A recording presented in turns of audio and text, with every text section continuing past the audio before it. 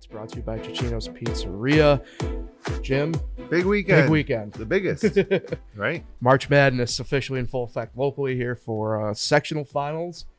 Scheduled to begin tonight. Kind of alluded to that a little bit earlier, but I think we get official word here in a matter of a few hours. Yeah, so Friday night's boys games were moved from the Blue Cross to Sunday at the Blue Cross in anticipation of the storm, which especially west of us, towards Rochester, maybe it might have been a little too preemptively too soon to do that. But, I guess maybe better safe than sorry. The weather's going to be okay on Sunday.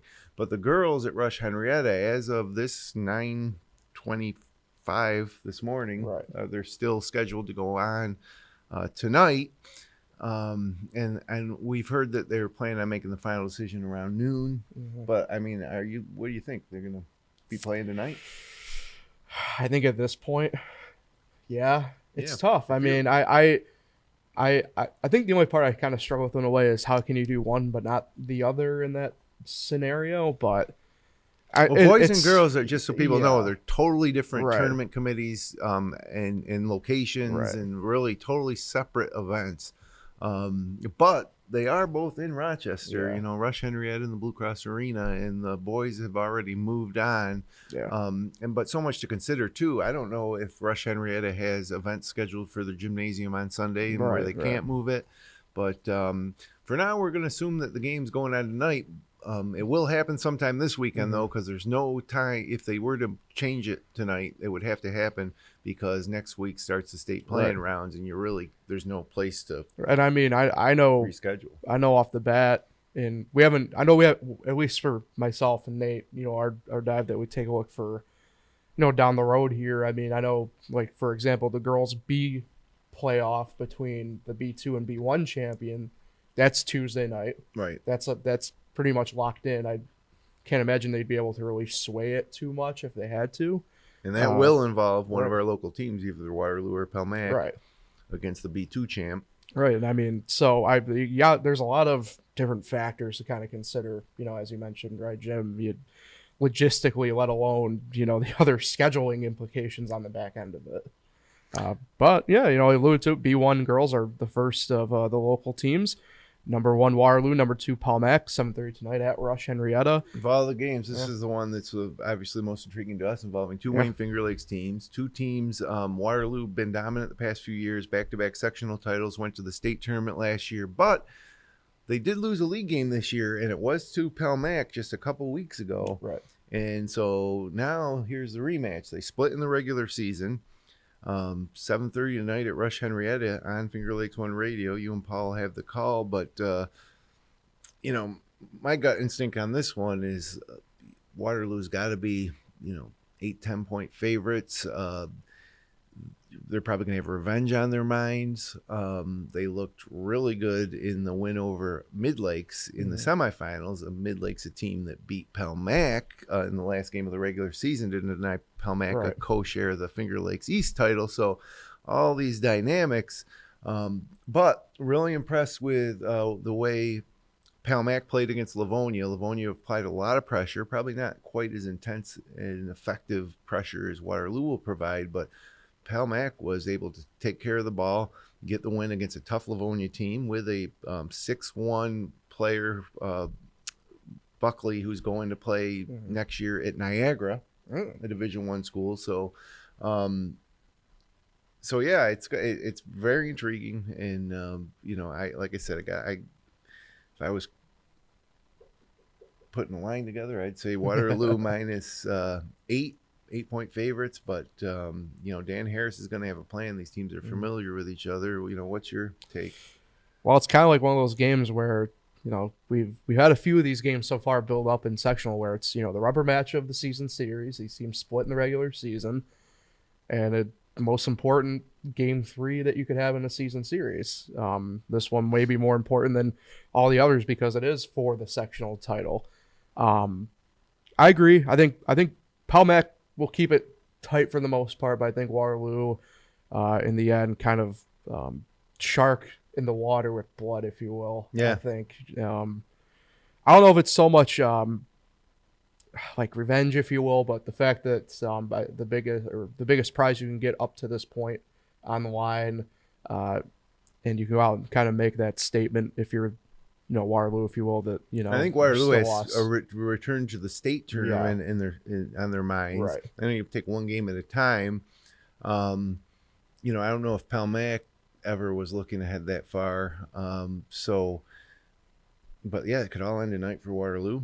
Palmac could move on and certainly beat the B2 team and head to the Far West Regional. So this is a big game tonight, not only because obviously it's the sectional championships on the line, but both these teams have the capability to continue to play on post-sectionals and into maybe find their way to Hudson Valley Community College for the state Final Four. Yeah, definitely.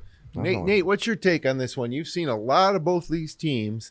Why don't you break this one down for us? I think what you said is perfect, Jim. With the pressure, Palmac did a really nice job against Livonia being able to break it. So I think they're just going to need to stay resilient with their game plan because Waterloo, we've seen time and time again, girls like Morgan Caraballo, Jazzy Lewis are able to kind of steal the ball, just over that half court line. So it's a little different pressure than that full court pressure. So I think if Palmac's able to stay resilient through that and stick to their game plan, then they'll be able to kind of break that. But once things start to go south, it's really tough because it's almost like a mudslide, right? You start to really turn the ball over and Waterloo jumps on them even more and more. So, I think that's going to be a really big pressure, and we'll see that right from the opening tip if Waterloo has that, if Palmac has the way to get through that. Yeah, can Palmac avoid that 14-0 run that happens a lot against Waterloo? Sure, yes. So, see blood in the water. Taryn Goodness, while just being a sophomore, her and Molly Seether do a great job of breaking it. Right,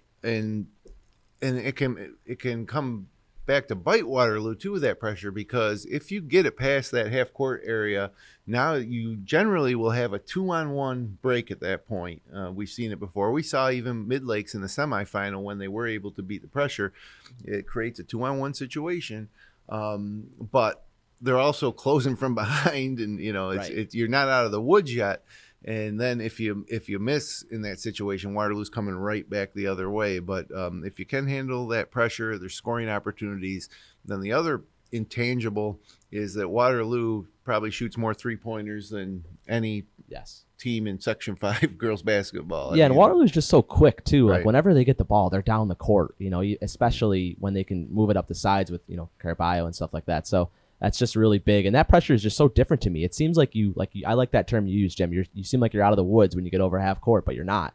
The back pressure is so key for Waterloo too. So yeah, really good job describing it. So Waterloo shooting all those threes. There's two other things that come into play. First of all, if they're going to make them, you're going to be in trouble. But you also got to get the offensive rebound. You can't give them 3-4 opportunities on offense because they're going to eventually knock it down. And then, we've been talking about how Palmac's going to handle, how Palmac's going to handle Waterloo, but, Waterloo, how are they going to handle Palmac? Palmac, a little lower scoring team, but really 1 to 5, they can all get it done. They can all put the ball in the basket. And Taryn Goodness has this great little mid-range game, and we saw she hit a huge foul line jumper in the final minute of that win over Livonia. Waterloo, when it does turn into a half-court game, well, it'll never turn into a half-court game, but there'll be half-court situations sometimes after Palmac breaks the press.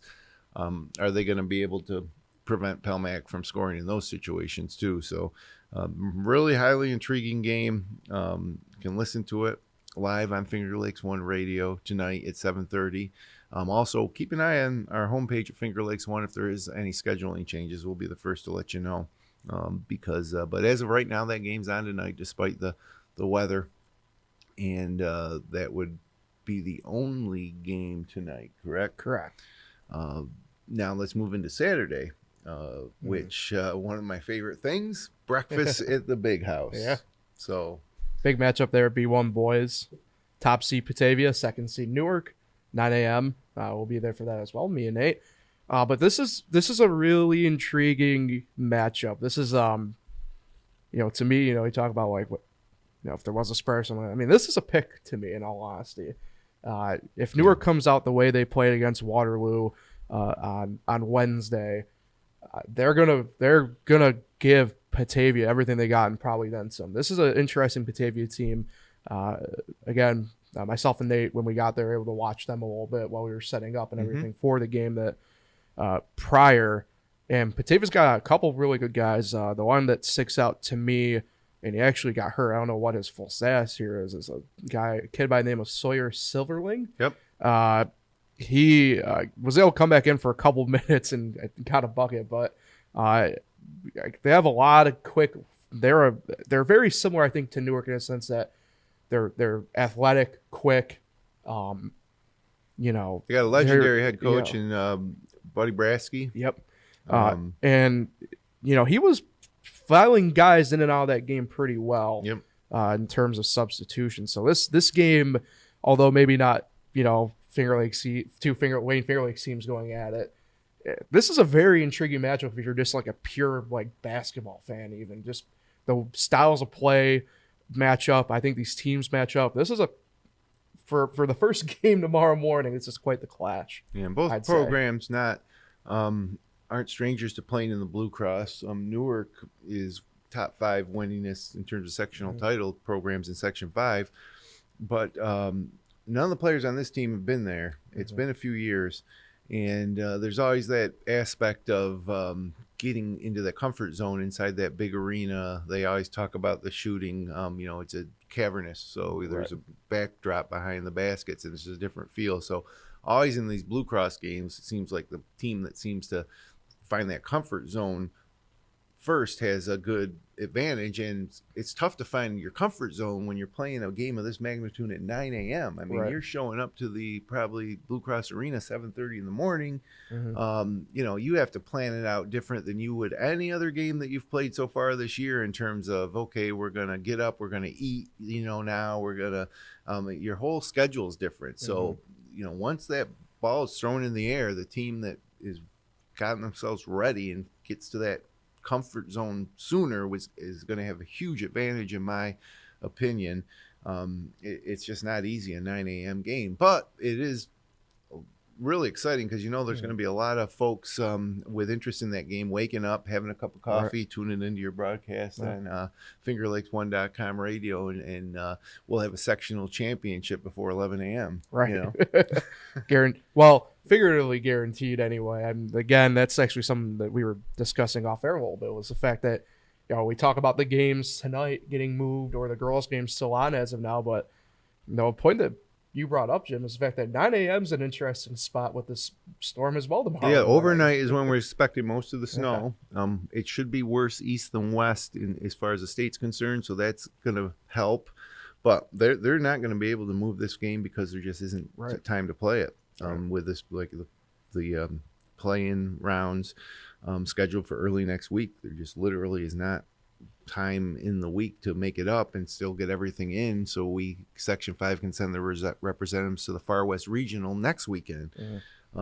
It really is a kind of a situation, and as far as weather's concerned, with the temperature dropping overnight and most of the snowfall being overnight, that 9 a.m. start is something that they're going to have to keep an eye on. But, you know, in that Newark Waterloo semifinal game, I said to myself, I think Newark will win this game, but Newark, to me, has been inconsistent. You never know which Newark team is going to show up. I've seen it throughout the season where you think Newark's finally hitting their stride, and then they kind of come out flat and just have a perplexing result. So I think if Newark shows up for this game the same way they did in the semifinals against Waterloo, that they'll win the game. And I think that would be true about almost anybody that you'll put up against Newark. I don't think that Batavia is going to beat Newark. I think the only team that can beat Newark at this point would be Newark themselves. Whether or not Newark has what it takes to, you know, keep advancing on to the state Final Four, the Far West Regional, I don't know. But as far as Saturday morning games goes, I think Newark really controls their own destiny. And that's not a knock to Batavia and Coach Brasky's program, but this Newark team has a lot of talent. There's no real weakness. They got a lot of size. They got good guards. They got scorers from the inside and outside. It's just for Coach Couperus's bunch, it's a Jekyll and Hyde situation sometimes. As we've gone through the season, just you wonder how they lose to some of the teams that they may have lost to, or how they only score, 30-something points in a game. So we'll see. We'll see. Also, tomorrow, C2 girls final at Rush-Henrietta at noon. Number 3 Pavilion and number 4 Dundee-Bradford. Dundee-Bradford upsetting top-seeded Lyons Wednesday night to advance to the championship game. Really intriguing. I know Pavilion upset along the way as well to get here, so it's really the only one out of the bunch that we have tomorrow that you look at, and there's no number 1 seed in the finals to see 2 girls. Yeah, and I think it's I think Dundee-Bradford's playing as if they were a number 1 seed. I mean, the Finger Lakes West Girls League was really tough this year. Yeah. I mean, tougher than we gave it credit to going into it. South Seneca was good. Bloomfield was outstanding and kind of surprised in a way to not see Bluefield here. But this Dundee-Bradford program, especially since combining, Dundee and Bradford combining about probably 3 years ago, they might have started doing that. They've really become a force in girls basketball and senior leadership, good size. And again, this is one that I'm looking for Dundee-Bradford to bring home a block to the Wayne Finger Lakes in C2 girls. Yeah, agreed. Got there last year, couldn't quite finish the job, but Kendall Parker leader on that team, really intriguing. I know we always kind of had them lingering in that top 10 for power rankings wise. Yeah, kind of do the revisionist history on it. Makes you wonder about them a little bit, like you mentioned. I think they got as high as 5 or 6 at one point for us. It's just that, like I said, that Finger Lakes West was so tough. They were being, and you can even talk about teams like HAC. It's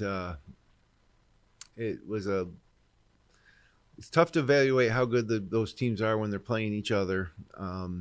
But Dundee-Bradford is. I got them favored to win this game. I got Dundee-Bradford as 6-point favorites. Any thoughts on this one, Nate? We should see Dundee-Bradford advance. I like their chances. That's a big win over Lyons, and just showing that they can be there and they can play in this stage of the year. So I'm going to be rooting on the Brave Scots. One thing to think about too, we talked about the Blue Cross Arena being a unique venue for the boys. For the girls, Rush-Henrietta is a big gymnasium, but it still is a gymnasium, and it is loud. It's louder than the Blue Cross when you're in there. Yes, it's definitely more of an intense atmosphere at Rush-Henrietta. Whether that benefits Waterloo, Palmac, or Pavilion or Dundee probably doesn't matter, but it just feels it's special to play in the Blue Cross, but you're out there in the middle of the court of the Blue Cross, and it's like you're in your own world. Rush-Henrietta, it's really loud and intense in that gymnasium. They both have their advantages, but certainly intensity-wise, Rush-Henrietta is a more intense place to play the sectional final. Oh, definitely. I mean, like you said, at the end of the day, it's a gym still, right? Yep. And I think for the girls, there wouldn't be any technically open space until next weekend at Far West because it's at Buff State. Right. That's the next spot where it would open up in terms of the cavernous effect of it. Yeah, and Buff State is an amazing arena to play.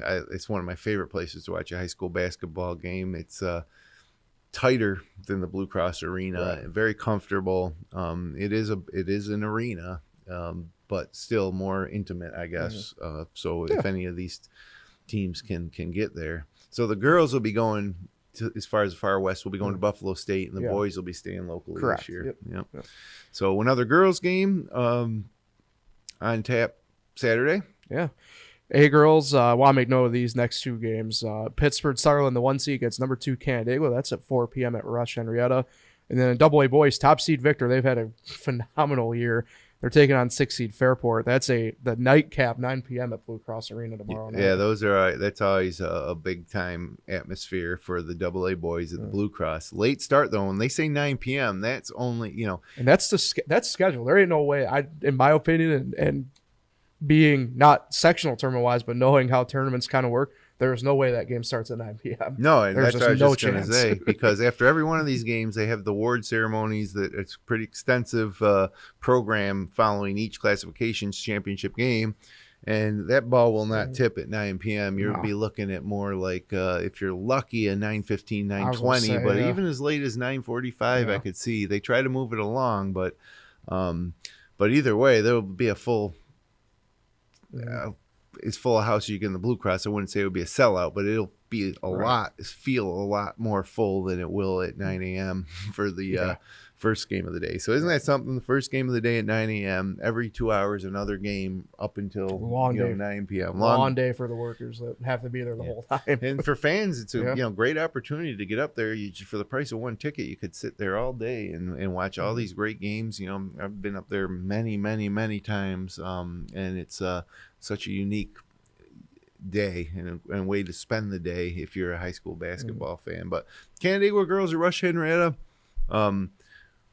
Nate and I went to Canandaigua for the Class B1 semifinal doubleheader on Nate, what Tuesday. night? Tuesday night. And the Canandaigua girls were practicing. So they've had a fantastic season. They're going to have their hands full with this Pittsford Sutherland team, but pretty intriguing matchup there. They did beat them by 20 earlier in the year, Canandaigua. So they're the second seed against the first seed Sutherland, but they did beat them by 20. yeah, that's kind of odd. But so good luck to the Canandaigua Lady Braves, and then good luck to the number 1 seed Victor Boys in Class AA, who's just having a great season in Fairport with the Cinderella story as a 6th seed. But that's also a little bit of a rivalry, become a little bit of a rivalry, that Victor Fairport matchup. But so that leaves us one more game on Sunday. We didn't think there'd be basketball on Sunday, but there is, and this is another one that's pretty interesting. Yeah, the C3 boys, number 1 seed Lyons against number 6 seed Wheaton Chili. It's 11 a.m. at Blue Cross Arena on Sunday. I don't want to step on Nate's shoes here a little bit. Because, You guys both got a first-hand look at Wheatland Chili. Yeah, and I know he'll have more on this. If they're a deceptive 6th seed, I still think Lyons is gonna beat them. But I wouldn't take them lightly. I think they are, like I said, deceptive 6th seed. They went down into South Seneca last week and ended up winning by double digits on South Seneca in that game. And a lot of these Lions kids have experience on the Blue Cross court. That helps a lot. They're definitely coming in as pretty heavy favorites, but man, I tell you, once you roll that ball out there at the Blue Cross, anything can happen. I think that at the end of the day, the athleticism of J.C. Walker and the size of Johnson in the middle for Lions is gonna probably be too much for Wheatland Chili. And that it's not all that. Jacob Sides is one of the better all-around basketball players in the Wayne Finger Lakes, and so I think Coach Schott's boys are probably going to bring home what would be the 23rd sectional, 22nd. I mean, they're battling with East High, which East High is still alive too. Lions and East High are neck and neck for the most sectional titles in Section 5 history. So there's that layer to it too. And then Lions is another team that I know that they have state aspirations beyond this, but you got to take care of business first and get that sectional title. And the key part for them is, you win this, but the C boys are the only ones where you possibly have to play 2 playing games to get to Far West Regional. And I'm not sure how they structure the who gets the bye this year. It seems to change every year. It's not always I think they do it by total sectional points that were earned during the regular season. Which would probably go to Lions, right? So I would assume that would be Lions. Yeah, so Lions would get the bye, and then they would face the winner of the C1 and C2 champ at a neutral site that would be determined later. But those are always amazing games, too. In recent history, Lions has played in Newark for those against C.G. Finney 1 year, and maybe North Star Christian. I can't remember, but there's certainly no stranger to that play-in tournament after winning a sectional title. And I got them this year winning another one, but as you said, Wheatland Chili. Nate, your thoughts on Wheatland Chili? Yeah, I think this has game of the weekend potential for me. I think I give the advantage to Lions, but I think Wheatland Chile can give them, all what they bargained for. I think Wheatland Chile is very athletic from watching them in that South Seneca game. They got a guard, sophomore Leighton Williams, who's the second leading scorer in C3 behind J.C. Walker, who is really good at kind of captaining the offense. So I think that could be a real big factor for Wheatland Chile. I think this might be the most athletic team Lions will face this season so far. So I really think this could be a really good game of the weekend situation, but I would give the slight advantage to Lions. And another odd start time, 11 a.m. on a Sunday morning. Yep. So that's something these kids aren't used to. But I think 11 a.m., big difference than 9 a.m. Yeah, I was about to say, get a couple extra hours of sleep in there. Yep. And, I know that in the past, like most recently, a Geneva Waterloo game, talking to the coaches, they do things a little different. They try to actually, before the bus leaves, get the kids in the gym for a little shoot around, and you're talking about 7 a.m. But that does make sense a little bit. I mean, get the blood flowing a little bit, try and at least, I would say, get loose. Yeah, you don't want kids on that bus ride to Rochester falling asleep. Right. It's definitely something different, something the coaches have to kind of have a plan for. I mean, I don't know how you could fall asleep on a school bus anyway, but that's just my opinion. So great lineup of championship basketball. A lot of these games on Finger Lakes One Radio, and we'll of course have the results of each game shortly after their conclusion on Finger Lakes One. So keep an eye on our homepage and our free Android and iPhone app. If you can't make it up to the Blue Cross or Rush-Henrietta, or if you can't tune into our live broadcast,